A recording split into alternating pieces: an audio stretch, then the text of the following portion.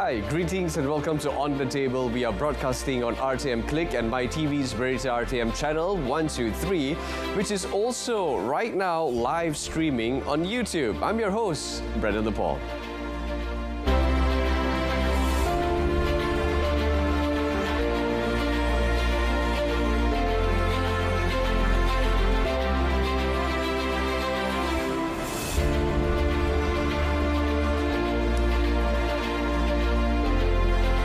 Right, let's get the ball rolling, shall we? On tonight's episode, in the next 30 minutes, we'll be discussing Malaysia's priorities and initiatives as ASEAN Chair next year in relation to the ASEAN Economic Community Agenda. And right now, we would like to welcome to the studio Puan Mastura Ahmad Mustafa, Deputy Secretary-General Trade of the Ministry of Investment, Trade and also Industry. Thank you so much, Puan Mastura, for being here, for joining us right now to talk about this wonderful agenda which will be happening next year, Puan. Okay, thank you, Brandon, and thank you, RTM, for inviting MITI to this special session where we have the opportunity to talk about our preparation as the host of ASEAN in 2025.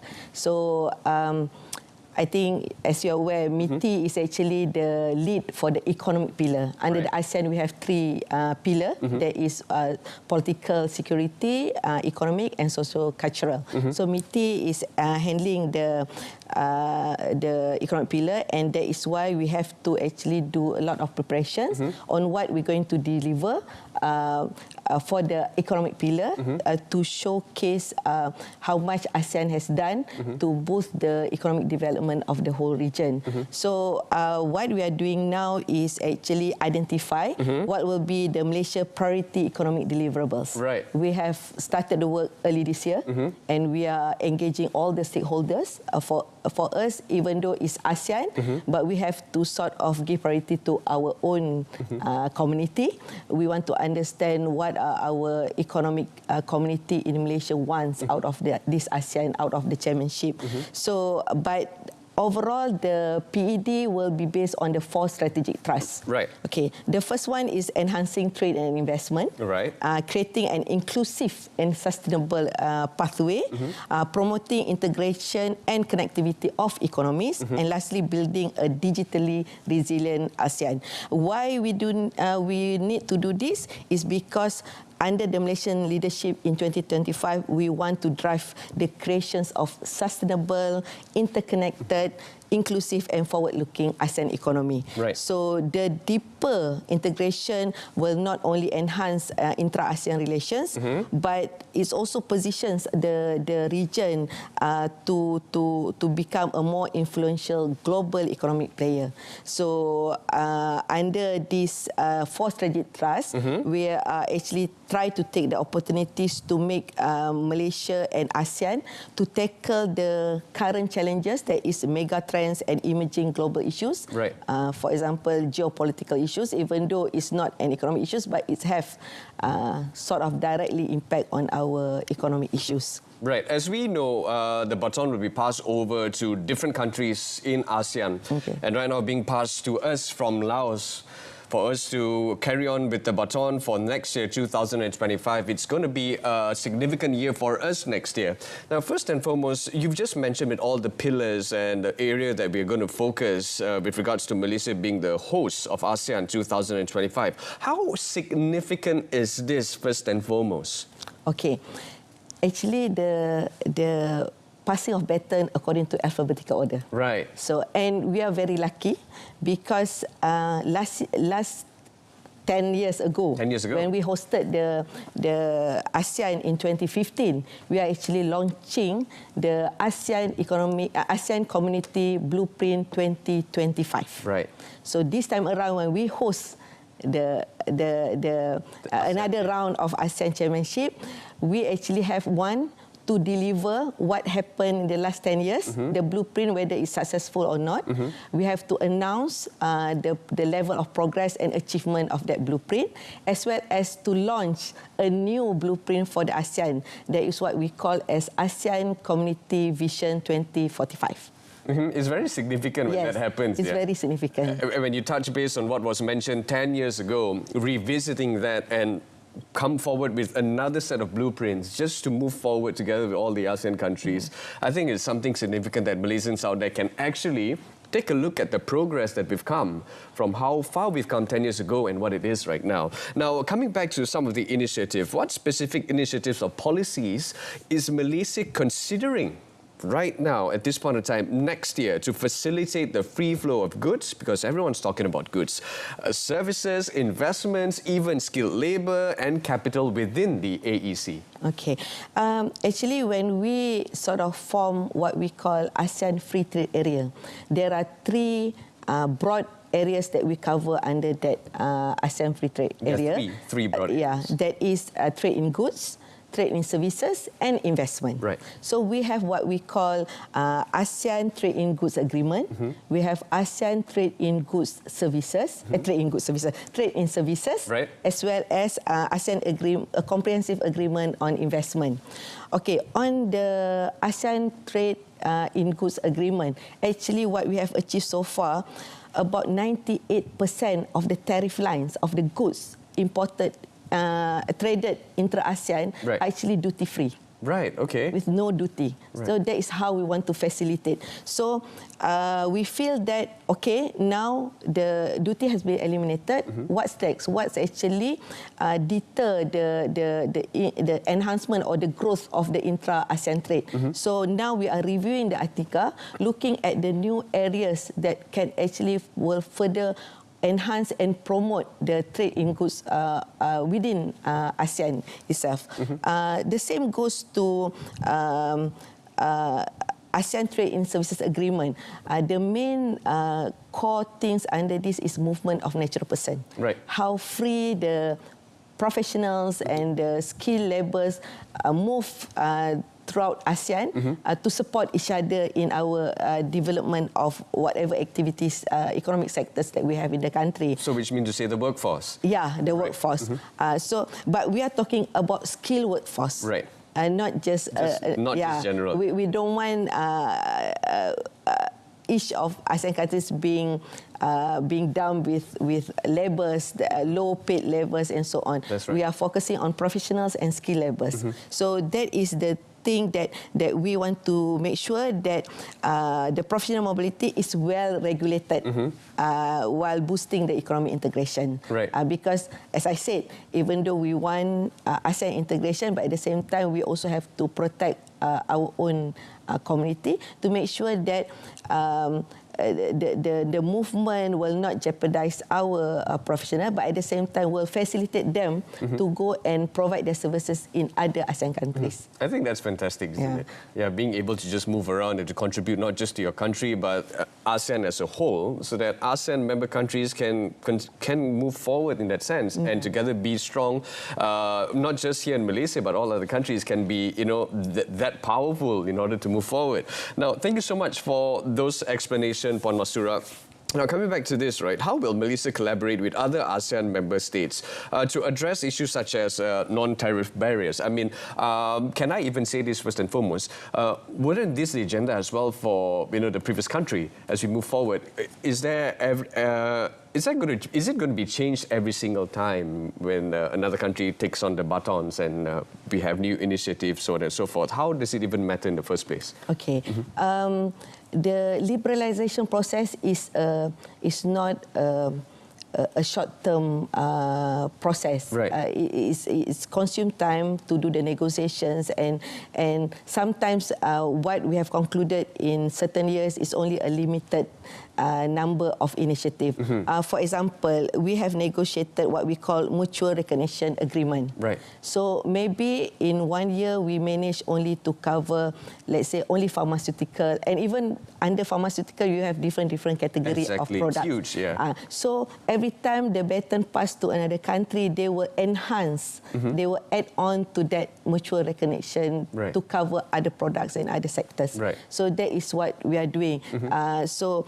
So far, to address the non-tariff measures, as we know, we have eliminated the duties. Right. So what else that actually will block the entry of our goods and services in each other country. So that is how we address it through the mutual recognition arrangement, where, for example, a product, if it has been passed by testing in Malaysia, when they enter into another country, why should they undergo another test? So by having this mutual recognition agreement, where the other ASEAN member countries also recognise our testing and the result of the testing, they should automatically accept it and can be distributed in the market for the same product. So that is how we actually address the non-tariff measures. But at the same time, we also enhance the what we call transparency concept, where we have a notification whenever we are coming out with a new policy or new regulation. We will inform all ASEAN member countries that we're going to do this, and the effective date is from this date and another date, so that they can prepare their industry for them to make sure that they will comply to our regulation and will not take it as a non-tariff measure or non-tariff barriers to their product to enter into the market. Right. Now, let's talk about also the harmonization of standards and regulations. I think you just touched base on that particular one. Now, as you know, 2024, moving into 2025, we are talking about digital things. Digital goodness, right? But what about digital economy integration? What is it like then? Okay, we have to understand the 10 countries of ASEAN have a different level of development. Right. Some of the countries are digitally advanced, like Singapore and Malaysia. But there are countries that having difficulty to even the infrastructure of the internet and everything. That's right. So currently, ASEAN is negotiating what we call digital economy framework agreement.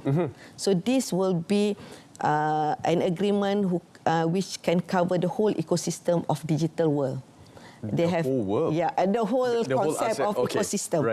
It will cover only ASEAN. So it's provide discipline on how to trade goods digitally, how to the data flow and everything. So that is what we are trying to do to make sure that ASEAN is actually at par with the development of the digital, and it was actually launched on 3rd September 2023, and it's still under negotiations. We are pushing very hard to conclude it next year. So it will be one of what Malaysia will deliver next year. That is the Digital Economy Framework Agreement. And we hope that that happens. Because as you mentioned, Puan Masra, it's not like a snap of a finger that things can actually happen, because it takes time. But the good thing here is that as long as it takes time, but rest assured, moving forward is the key right now. And what role does Malaysia envision? Because when you talk about private sector, we are also talking about inclusivity here. So what role does Malaysia envision for the private sector in supporting the goals of the AEC, and what measures will be taken to enhance public-private collaboration? Okay. You know, I mentioned just now, we have lots of negotiations. Whatever the outcome of negotiation is actually to facilitate trade and investment.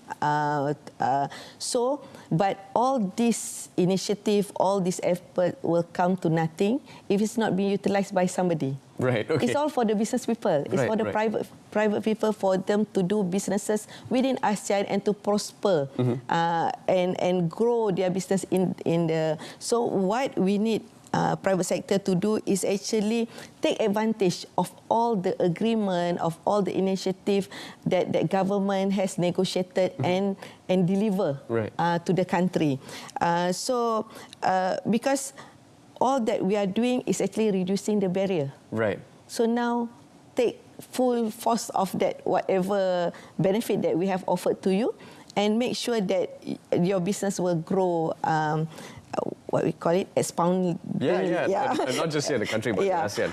But I think the key thing that you just mentioned right here is not about creating barriers. It's about reducing barriers, right? And Puan Masra, you wanted to talk more about this particular regulation. Please go ahead. When it comes to definitely how the private sector can actually come into this picture altogether. Okay.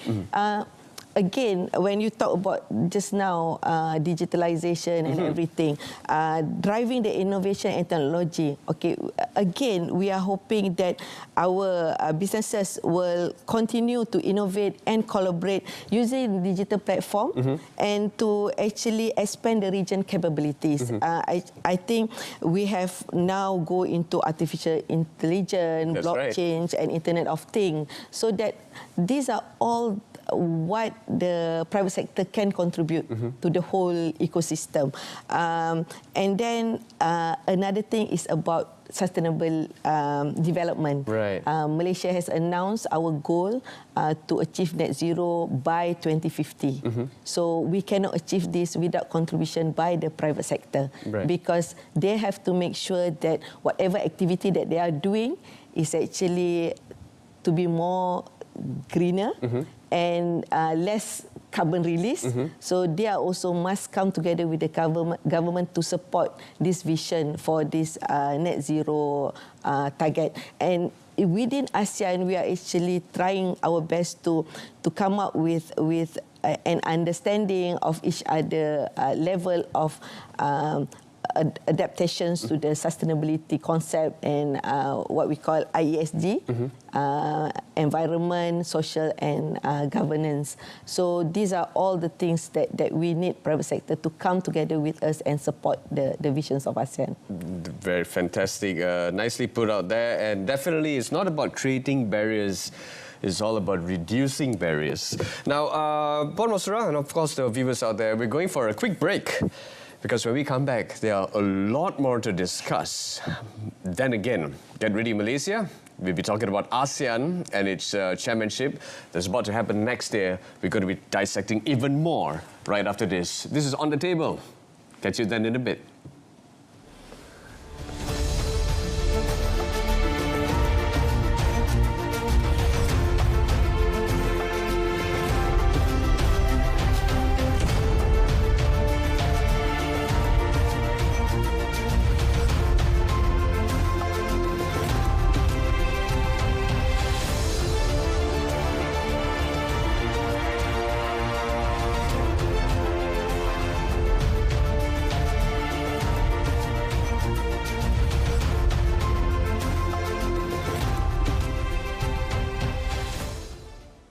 And welcome back. Now, Puan Masura, let's move on, right? Because time is definitely of the essence and we have still lots more to discuss with regards to Malaysia being the chairman next year for ASEAN. Now, Puan Masura, how does Malaysia plan to leverage the AEC position, ASEAN as a more competitive and also attractive at the same time when it comes to investment destination, not just in ASEAN but globally? Okay. We should actually leverage on ASEAN strength. We have to know that the whole of ASEAN, the GDP is actually nearly US dollar 3.67 trillion as of 2022. And ASEAN is actually stand as the third largest economy in Asia and the fifth largest globally. Wow. Okay, so following the US, China, Japan and Germany. Okay, our target is by 2030, ASEAN will become the world's fourth largest economy. Wow. So this in terms of GDP, but we have more elements to be to focus, actually focus. There is our population, around 650 million people, and about more than 30% of them is actually young and dynamic individual at the age between 15 to 34 years old. Right. So this is actually the strength of ASEAN, which can actually attract investment into the region because of these numbers. So what we have done for Malaysia, we have actually identified several strategic initiatives. The first one is market integration within the ASEAN. Okay. That is the one that I mentioned just now, the 3 agreements and additional agreement that we're going to enter into regarding the digital to actually promote deeper economic integration and by supporting the reductions of trade barriers and harmonizations of regulations. Then this one is actually make it easier for the investor to operate in the region. Right. And then we enhance connectivity. So we have to make sure to invest in infrastructure, transportation and digital network, and then because by improving this connectivity, you actually facilitate the flow of trade as well as the flow of trade as well as attracting investor, because you actually provide efficient logistic and supply chain solution to the investor. And the third one, this is very important, skill development and talent mobility. There is no use to attract investor to come to the country, but you have no talent, you have no workers for those factory or facility that they have. So we have to actually create more workforce and talent that actually suit with the current demand of the industry. Right. So by looking at our education system, tailor it to produce relevant or demanded skill workforce. Yeah. And ASEAN have a lot of workforce, but we need to boost the talent. We have to focus on skilling and upskilling of our workforce. And then we also promote what we call is collaborative policies. This is another effort for sort of harmonizations of the policies, so that we can actually to support the sustainable investment practices. And this is actually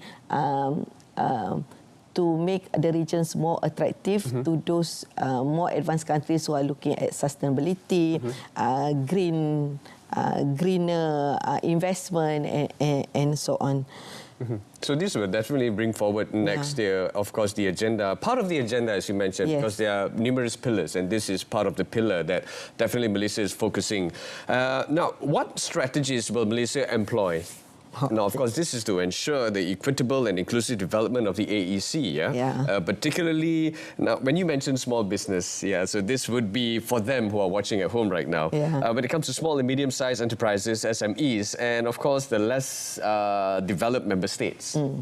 When you talk about SMEs and less developed member states, the first thing that will come up to your mind is actually financing. Right. So what we need to do is to enhance the access to financing, especially to our SMEs.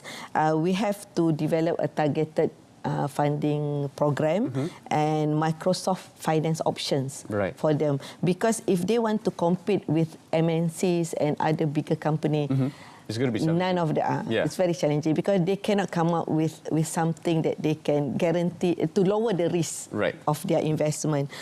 Secondly, is about capacity building. We have to continue educating and training our SMEs for them to be prepared for the bigger world out there, especially the compliance of the regulations, even the packaging and labeling. Right. Because it's as simple as that, because they don't understand why in the label they have to have this information and that information, but that is the requirement in other market. So this is the element that we have to do to help our small and medium enterprise.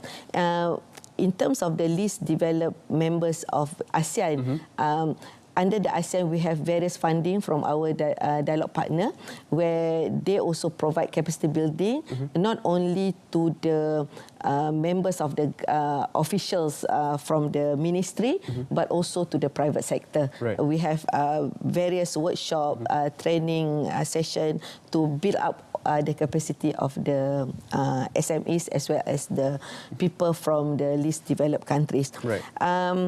And then we have also market access initiative.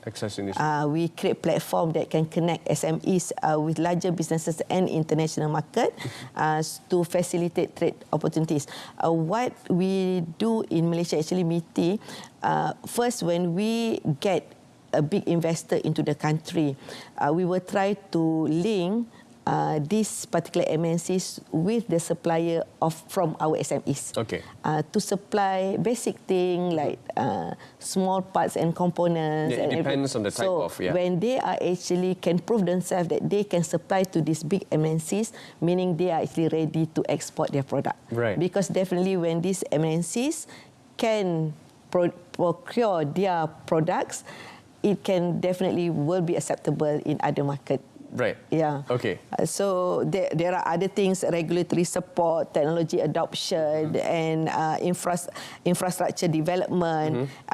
These are all the things that we are trying to, the government is trying our best to make sure that the SMEs will not be left behind with all these liberalizations and advancement of the economic policy. Lovely. Puan Masura, we are running out of time, but very quickly and briefly, now in the face of global economic uncertainties, I think it's very important that we touch base on this one. How does Malaysia intend to strengthen the resilience and also the adaptability of the AEC? Okay. We know with the global uncertainties nowadays, it's very important for us to actually enhance our regional integration. So what we are trying to do is to develop a robust, resilient and interconnected supply chain within ASEAN. Primarily is actually to ensure the efficient movement of goods and services across the ASEAN itself. That's definitely important. And what we need to do is actually to reduce bottlenecks as well as the minimizing the delay.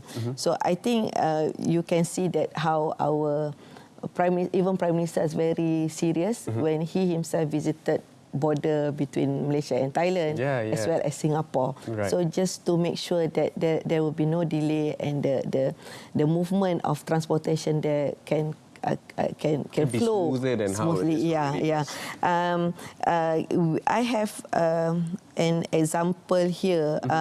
During COVID-19, actually ASEAN has come up with the declarations of the special ASEAN Summit on COVID-19 to reaffirm ASEAN commitment to collective action and policy coordination in combating the pandemic.